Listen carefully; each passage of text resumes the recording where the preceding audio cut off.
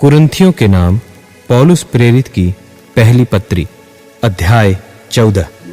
प्रेम का अनुकरण करो और आत्मिक वरदानों की भी धुन में रहो, विशेष करके यह कि भविष्यवाणी करो, क्योंकि जो अन्य भाषा में बातें करता है वह मनुष्यों से नहीं परंतु परमेश्वर से बातें करता है, इसलिए कि उसकी कोई नहीं समझता, क्योंकि वह भेद की बातें आत्मा में होकर बोलता है।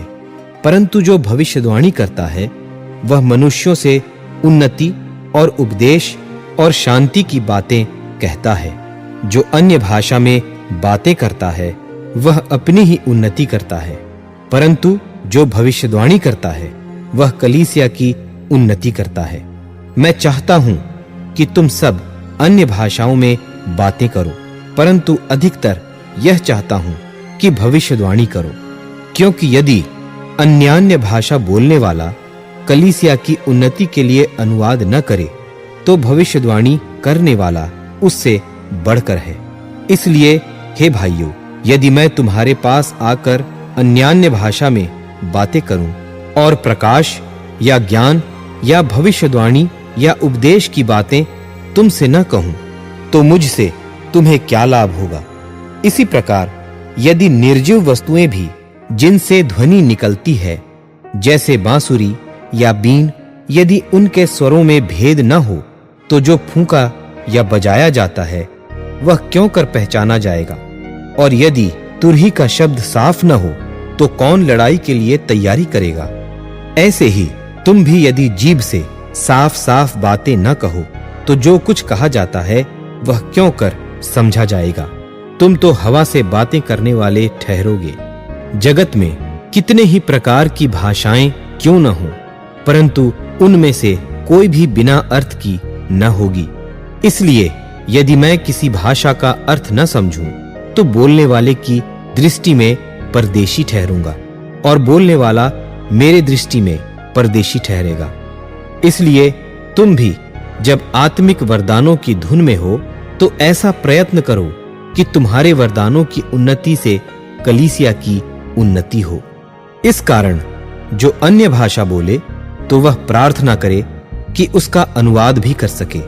इसलिए यदि मैं अन्य भाषा में प्रार्थना करूं तो मेरी आत्मा प्रार्थना करती है, परंतु मेरी बुद्धि काम नहीं देती। सो क्या करना चाहिए? मैं आत्मा से भी प्रार्थना करूंगा और बुद्धि से भी प्रार्थना करूंगा। मैं आत्मा से गाऊंगा और बुद्धि से भी गाऊंगा। नहीं तो यदि तू आत्मा ही से धन्यवाद करेगा तो फिर अज्ञानी तेरे धन्यवाद पर आमीन क्यों कर कहेगा, इसलिए कि वह तो नहीं जानता कि तू क्या कहता है। तू तो भली भांति से धन्यवाद करता है, परंतु दूसरे की उन्नति नहीं होती। मैं अपने परमेश्वर का धन्यवाद करता हूं कि मैं तुम सब से अधिक अन्य भाषा में बोलता हूं, परंतु कलीसिया में अन्य भाषा में 10,000 बातें कहने से यह मुझे और भी अच्छा जान पड़ता है कि औरों के सिखाने के लिए बुद्धि से 5 ही बातें कहूं। हे भाइयों, तुम समझ में बालक न बनो, तो भी बुराई में तो बालक रहो, परंतु समझ में सियाने बनो। व्यवस्था में लिखा है कि प्रभु कहता है, मैं अन्य भाषा बोलने वालों के द्वारा और पराये मुख के द्वारा इन लोगों से बातें करूंगा, तो भी वे मेरी न सुनेंगे। इसलिए अन्यान्य भाषाएं विश्वासियों के लिए नहीं परंतु अविश्वासियों के लिए चिन्ह है, और भविष्यवाणी अविश्वासियों के लिए नहीं परंतु विश्वासियों के लिए चिन्ह है। सो यदि कलीसिया एक जगह इकट्ठी हो और सब के सब अन्यान्य भाषा बोलें और अनपढ़े या अविश्वासी लोग भीतर आ जाएं, तो क्या वे तुम्हें पागल न कहेंगे? परंतु यदि सब भविष्यवाणी करने लगें और कोई अविश्वासी या अनपढ़ा मनुष्य भीतर आ जाए तो सब उसे दोषी ठहरा देंगे और परख लेंगे और उसके मन के भेद प्रकट हो जाएंगे, और तब वह मुंह के बल गिरकर परमेश्वर को दंडवत करेगा और मान लेगा कि सचमुच परमेश्वर तुम्हारे बीच में है। इसलिए हे भाइयों, क्या करना चाहिए? जब तुम इकट्ठे होते हो तो हर एक के हृदय में भजन या उपदेश या अन्य भाषा या प्रकाश या अन्य भाषा का अर्थ बताना रहता है। सब कुछ आत्मिक उन्नति के लिए होना चाहिए। यदि अन्य भाषा में बातें करनी हो तो 2-2 या बहुत हो तो 3-3 जन बारी-बारी बोलें और एक व्यक्ति अनुवाद करे। परंतु यदि अनुवाद करने वाला न हो तो अन्य भाषा बोलने वाला कलीसिया में शांत रहे और अपने मन से और परमेश्वर से बातें करे।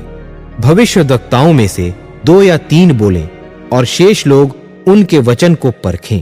परंतु यदि दूसरे पर जो बैठा है कुछ ईश्वरीय प्रकाश हो तो पहला चुप हो जाए, क्योंकि तुम सब एक-एक करके भविष्यवाणी कर सकते हो, ताकि सब सीखें और सब शांति पाएं। और भविष्यद्वक्ताओं की आत्मा भविष्यद्वक्ताओं के वश में है, क्योंकि परमेश्वर गड़बड़ी का नहीं परंतु शांति का करता है, जैसा पवित्र लोगों की सब कलीसियाओं में है। स्त्रियां कलीसिया की सभा में चुप रहें, क्योंकि उन्हें बातें करने की आज्ञा नहीं परंतु अधीन रहने की आज्ञा है, जैसा व्यवस्था में लिखा भी है। और यदि वे कुछ सीखना चाहें तो घर में अपने अपने पति से पूछें, क्योंकि स्त्री का कलीसिया में बातें करना लज्जा की बात है। क्या परमेश्वर का वचन तुम में से निकला या केवल तुम ही तक पहुंचा है? यदि कोई मनुष्य अपने आप को भविष्यद्वक्ता या आत्मिक जन समझे तो यह जान ले कि जो बातें मैं तुम्हें लिखता हूं वे प्रभु की आज्ञाएं हैं। परंतु यदि कोई न जाने तो न जाने। सो हे भाइयों, भविष्यवाणी करने की धुन में रहो और अन्य भाषा बोलने से मना न करो, पर सारी बातें सभ्यता और क्रमानुसार की जाएं।